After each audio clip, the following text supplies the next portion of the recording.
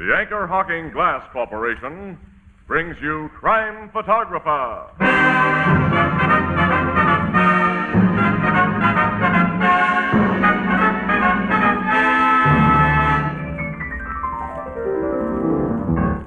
Hi, Ethelbert. Why the grin? Well, Casey, tomorrow's Halloween, and I keep thinking of old Lem Peabody. Why him? Old Lem could think up more tricks for Halloween. Nobody could beat him. He was famous for his tricks. Well, I suppose that's one way to get famous. To do something better than anyone else. Ah, you're so right, Casey. And you know, when you make something better than anyone else, you become famous too. And that's why Anchor Hocking is the most famous name in glass.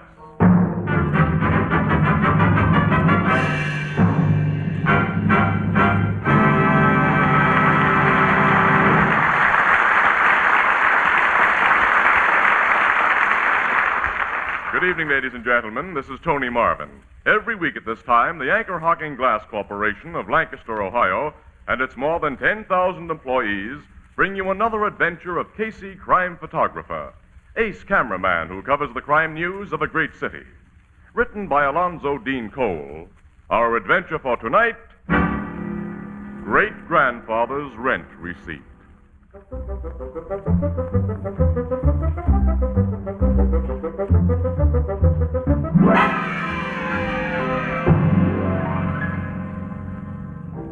The Blue Note Cafe, the night before Halloween. Strange, that's tonight. In honor of the event, the long mirror behind the bar has been more or less tastefully decorated with the decorations used last year and for a number of Halloweens before that. And Casey, regarding them critically... Ethelbert, why don't you ever get some new decorations in this place? Yes, and those witches look awful tired. I know, Casey. I told the boss, but he said the only guys who'd be critical of our old Halloween decorations were a few of our old customers who always owed us money anyway, so... Boy, did I step into that one like a dope. Why, Casey, you know I'd never dream of hinting. But if you got 28 bucks and 40 cents in your pocket... All right, here's 20. I'll let the 8.40 ride, and give me a receipt. A receipt? Uh-huh. Since when ain't you trusted me? I always take receipts. You never asked me for one before. You didn't let me finish. I always take receipts for dough paid out just before Halloween. Just before? It's been an old family custom, Ethelbert. Ever since my great-grandfather's terrible experience. What was that? Well, maybe I'd better let sleeping ghosts lie. Sleeping ghosts, did you say? Yeah. Great-grandfather's experience was with a supernatural. Uh-oh. I think we've stepped into something, Ethelbert. Is it scary? It scared my great-grandfather plenty. Like to hear about it? You're set to tell it anyway, so go ahead. Yeah, we're listening. Well, to begin with, great-grandfather was a Casey, and the Caseys were Irish. Now he tells us, Ethelbert. My great-grandfather Casey, whose first name was Patrick, by the way, was a young guy when this happened. And by his own admission, he was one of the laziest lugs in County Cork. Oh, so you get it from him. I'll ignore that. But like all of us Caseys, he had a lot of talent and personality. We ignore that. Well, he was a fine fiddle player, and all the girls around were crazy about him, especially Molly McBride, to whom he'd become engaged. Well, one fine October day in Ireland nearly 100 years ago, the two of them were on their way to pay the rent.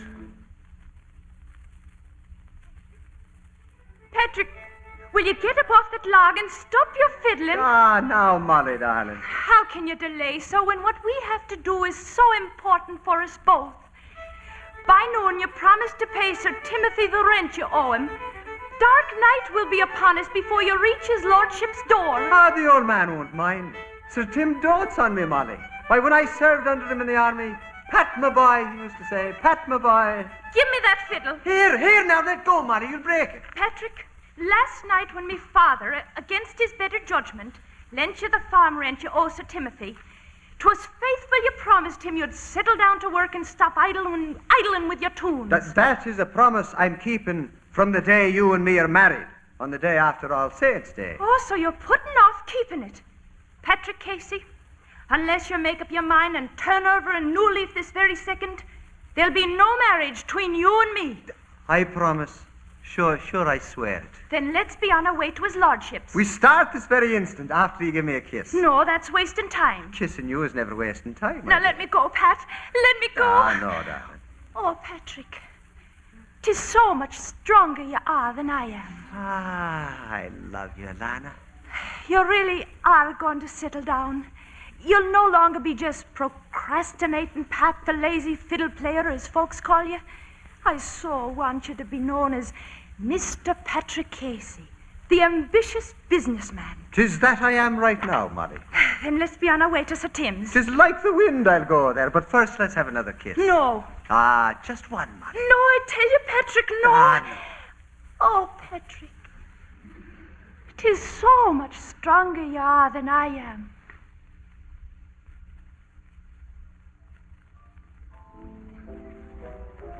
Well, that's the kind of a guy my great-grandfather was when he was young. And that's the kind of a gal Molly McBride was. Well, I hope she finally bent that fiddle over his head, Casey. No, she didn't, Annie. Great-grandfather got what was coming to him another way. Go on and tell us. Well, Ethelbert, the two of them got to the landlord's house about 5 or 6 hours late. This landlord was a tough old character, and the rent owed him was long overdue. And outside his door, Pat had an attack of cold feet.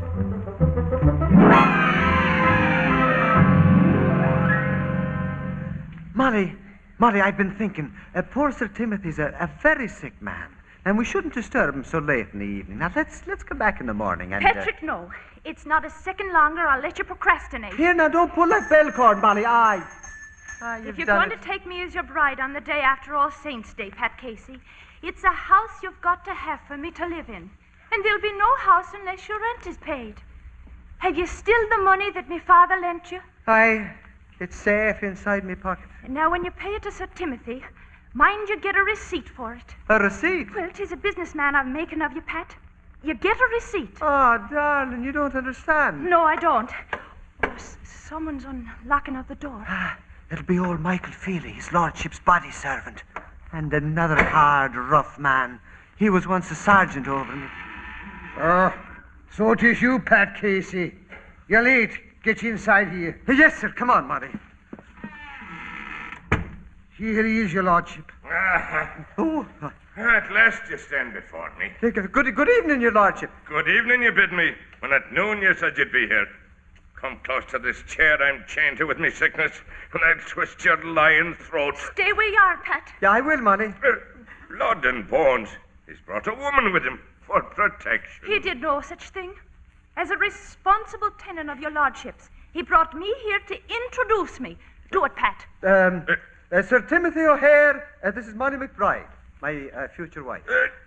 You are the future wife of procrastinating Pat? I am going to marry Mr. Patrick Casey on the day past All Saints' Day, your lordship. Mr. Patrick, oh, me fat size. Me condolences, young woman, and me heartfelt pity.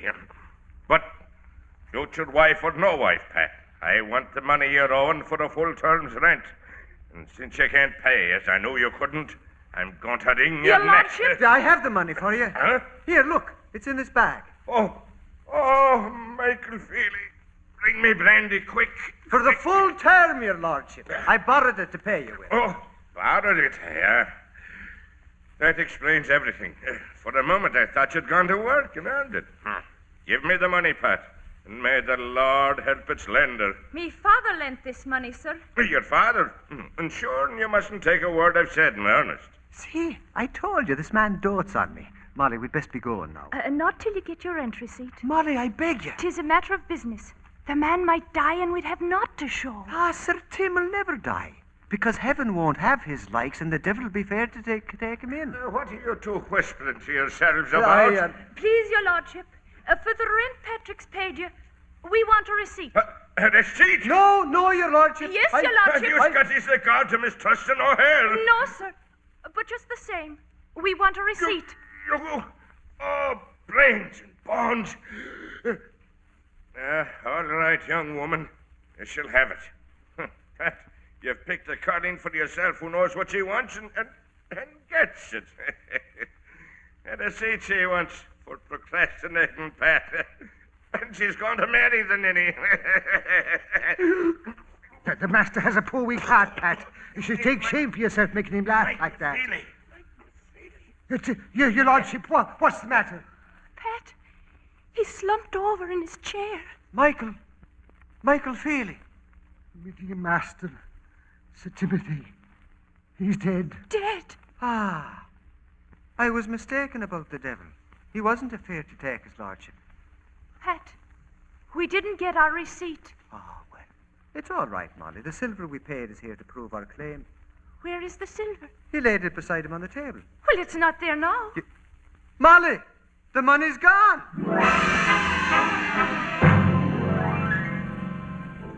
And it was a great mystery where the money had gone to.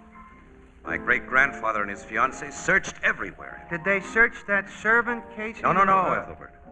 But there was to be later proof that Michael Feely didn't take the bag of silver. Well, tell us what happened next. I'm going to, Annie.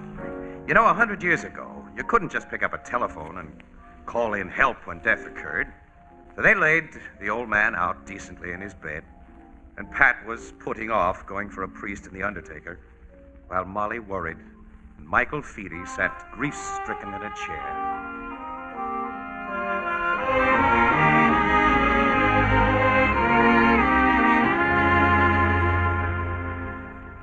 We've no receipt to show you ever paid that money, Pat. When Sir Tim's son John takes over the estate, he can hold you for the whole term's rent again. Why, he can do no such thing, Molly. Not when there's Michael Feely to testify that he saw us pay it. I'll testify if I'm able, Pat. If he's able, he says, Pat. Mind you don't start him laughing himself to death. I can't realize me dear old master's gone. Pat, do you really think the devil took him, as you said a while ago? Well, as one who knew Sir Tim's character, Michael, in both war and peace, I hardly think the blessed saints would want the man. Wherever he's gone, he's all alone. And I'm all alone after being his friend and servant 40 years. Pat, where do you suppose our rent money went to? To my mind, the solution of that is very simple, Molly. Knowing how his lordship loved money, I think he took the silver with him. Sure, and it'll be entirely melted by now. But you shouldn't be talking to the dead this way. Whatever else you may say of him, Sir Tim was a man. And now I shall hear him not call me Michael Feely no more. Michael Feely. Michael Feely! Michael Feely! Patrick! Molly! Michael Feely! Michael Feely! 'Tis the voice of me master. I'm coming, Sir Tim. Old Michael's come to join you. Stop him, Pat! He's our only witness! Here, Michael, wait, come back. I'm here, your lordship. Again. We together again. Here, Michael. Michael! Here, now stand up, man, and speak to me. Ah, Molly. He's not... Yes, the man's dead. Oh, now we've got nothing to show for the rent. What are we going to do?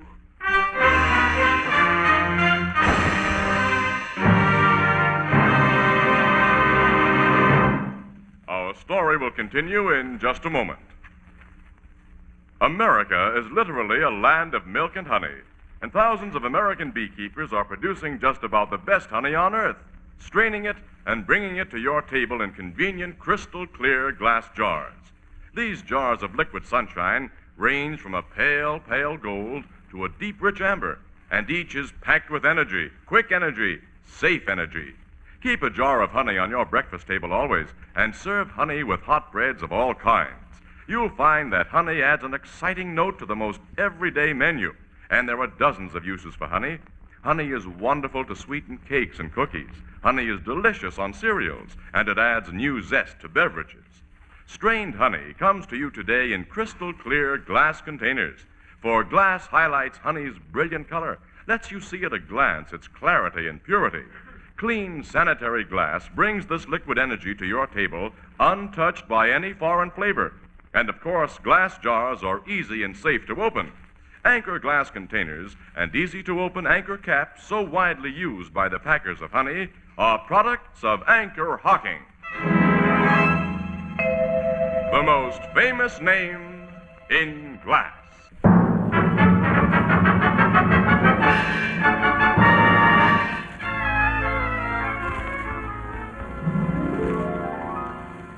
the ghost of that old Sir Timothy called the servant, huh, Casey? My great-grandfather said there could be no mistake about the voice, Ethelbert. Huh? It was Sir Timothy O'Hare, and he was dead. Gee, then the servant died too. Definitely and completely. Which left your ancestor in quite a tough spot. And the spot got tougher, Annie. John O'Hare, Sir Tim's son and heir to his estate, was a lot different from his father. He was one of those cold, fishy, holier-than-thou birds. And the old man had despised him. Naturally, he demanded the past due rent on Pat's farm. And when he was told...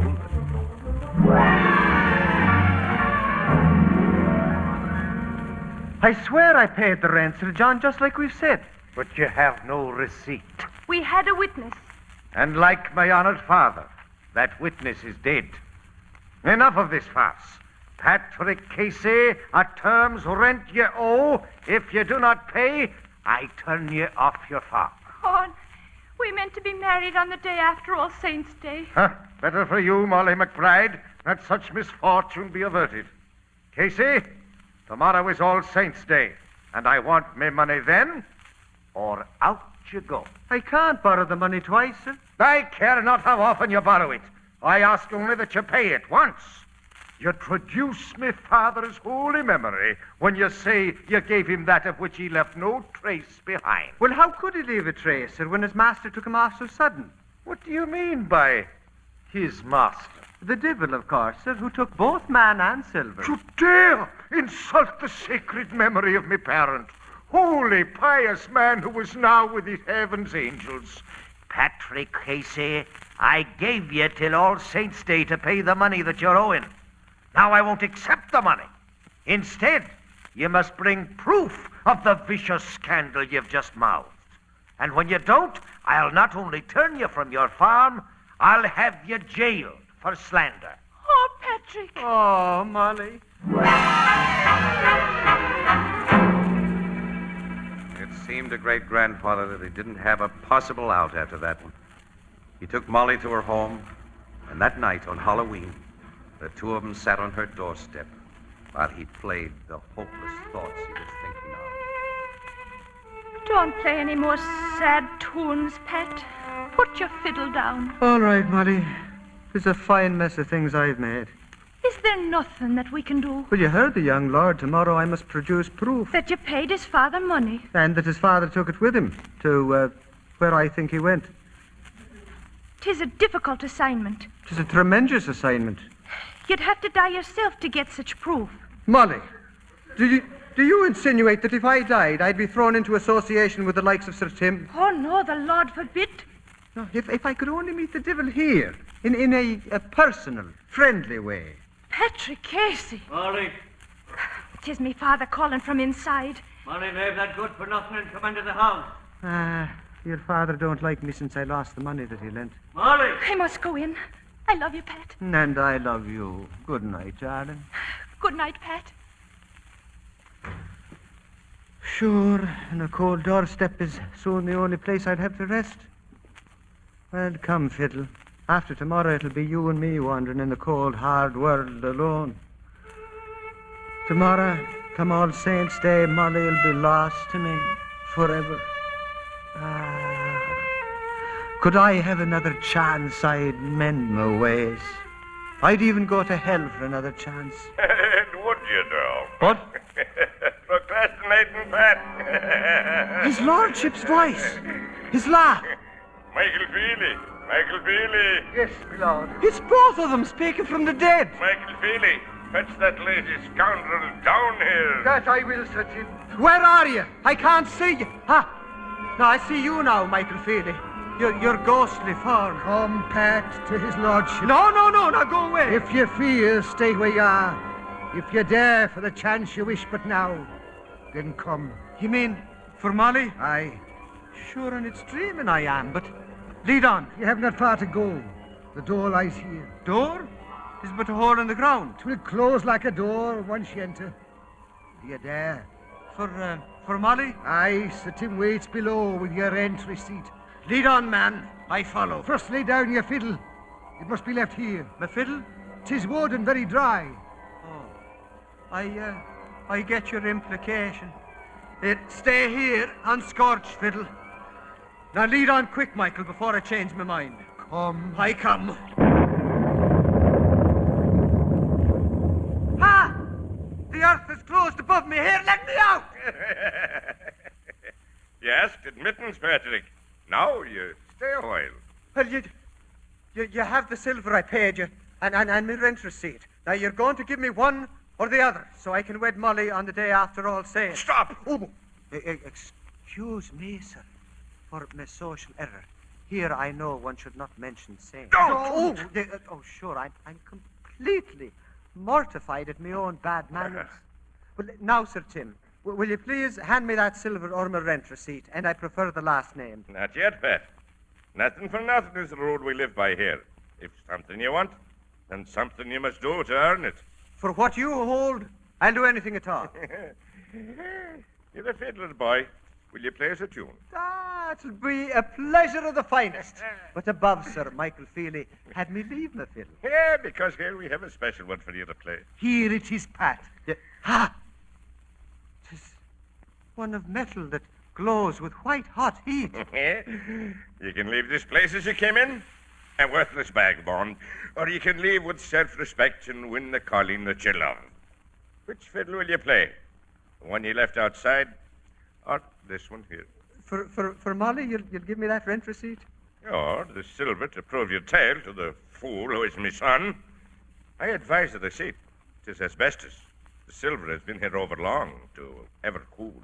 I'll play your white-hot fiddle, sir. Michael Feely. Place in his hand. Aye, sir. Now play a jig tune, Pat. And do not skimp it. Play every note, and dot, and bar. Play from beginning to the finish, and earn your right to live and love.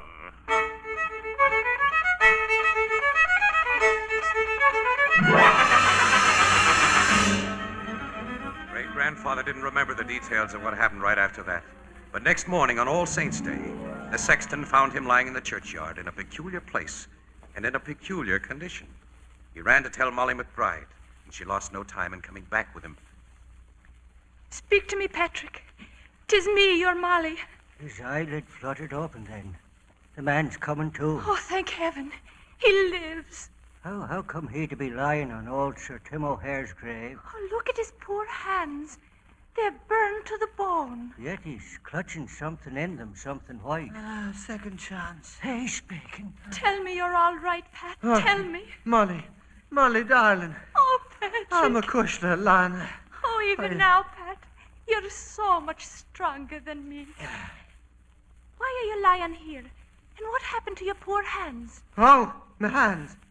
Molly, what day is it? All Saints' Day, Pat. Tomorrow's our wedding day that was to be. This is to be, you mean. Lead me to Sir John. What do you mean, Pat? Soon you'll know, for yonder Sir John rides. Run, Patrick. This is your last day of grace. Run and hide before he has you jailed. Sure, and I'll not run from that man. There's the vagabond we want. Whoa!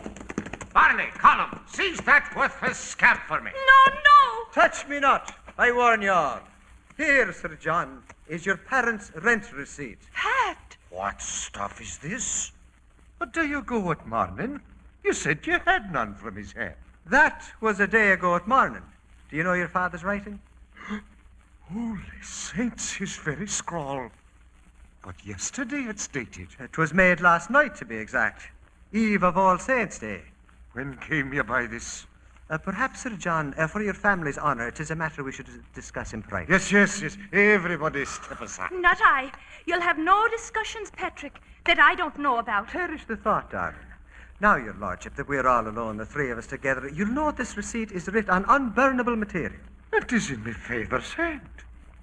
Dated since his death. I see that you've drawn your own conclusions. Patrick, where on earth did you get that writing? Nowhere on earth, my darling. Well, your lordship, is this the proof you demand? Patrick, my friend, if you'll just give me that receipt, we'll let the matter drop. To preserve the reputation of your sainted father, I'd be glad to let you have it, sir. But this receipt is all I have to show that I paid my rent. I'll give you another gladly. Well, now, I have a fancy for this one. I'll give you a receipt for 2 years, Pat. No, now I'm thinking that the signature of a dead man on asbestos will be worth much more than that to autograph collectors. We'll say 5 years free rent, and the money you borrowed I'll pay back myself. Pat, take it quick. Hold your horses, Molly. I am thinking, Sir John, that the bride I take tomorrow should have a fine wedding trousseau. That too I'll give. And a wedding trip the two of us would like across the seas to America. It's yours, and I'll throw in a personal gift to boot, Pat. I'll buy you a fine fiddle. Ah, that you won't. From the feel of my hands, I never want to see a fiddle more. But all else is a bargain, your lordship. Bring that that paper to the manor, and we'll put it all in writing. Goodbye to you now, and blessings on your wedding. Oh, Pat. 5 years free rent, a bridal trousseau, and a trip to America. Kiss me, my darling. Would you have me waste time before I get the deal in writing? I am now Mr. Patrick Casey, the ambitious businessman. Oh, Patrick, I don't like you this way. Oh, and don't you know? Come to me, Molly, my darling. You know, your way. 'Tis much stronger you are than I am.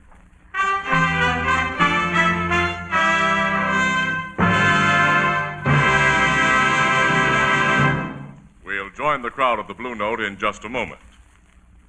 Our government asks us to save food to help relieve starvation abroad. Now, there are more ways than one to save food. You can use less, or you can use food to better advantage. So here's a suggestion. Serve more oven-baked dishes. Delicious, nourishing baked dishes can be prepared from the less expensive cuts of meat or from leftovers. And your family will enjoy these big, steaming casserole dishes, particularly when they come to the table warm, fragrant, and appetizing in beautiful pale blue Fire King oven glass. Fire King oven glass is amazingly easy to clean, amazingly sturdy. Now, you'll find Fire King oven glass at 5 and 10 cent stores, department stores, and other stores selling household glass. Fire King prices are amazingly low, and every piece is guaranteed for 2 years against oven breakage. Fire King oven glass is a product of Anchor Hocking, the most famous name in glass.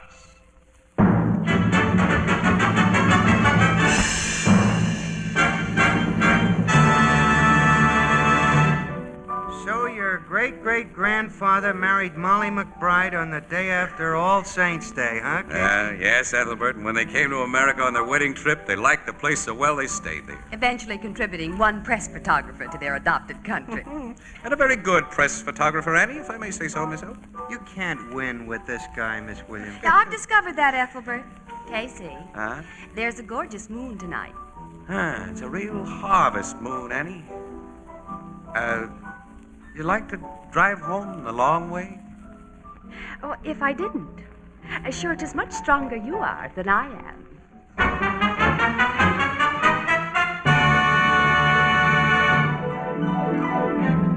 Crime Photographer, starring Stotts Cotsworth as Casey, is brought to you each Thursday by the Anchor Hocking Glass Corporation, makers of Fire King oven glass. Anchor glass containers, Anchor caps and closures. All products of Anchor Hocking, the most famous name in glass.